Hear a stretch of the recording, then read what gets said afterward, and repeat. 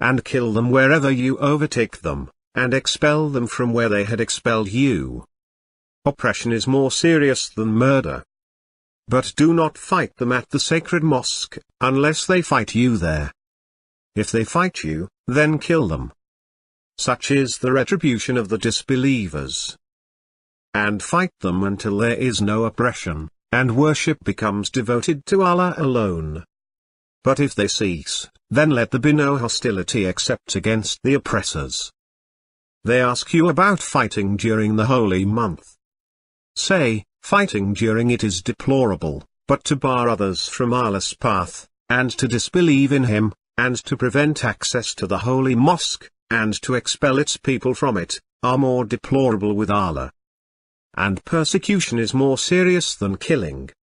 They will not cease to fight you until they turn you back from your religion, if they can. Whoever among you turns back from his religion, and dies a disbeliever, those are they whose works will come to nothing, in this life, and in the hereafter. Those are the inmates of the fire, abiding in it forever. And why would you not fight in the cause of Allah, and the helpless men, and women, and children, cry out, Our Lord, deliver us from this town whose people are oppressive, and appoint for us from your presence a protector, and appoint for us from your presence a victor.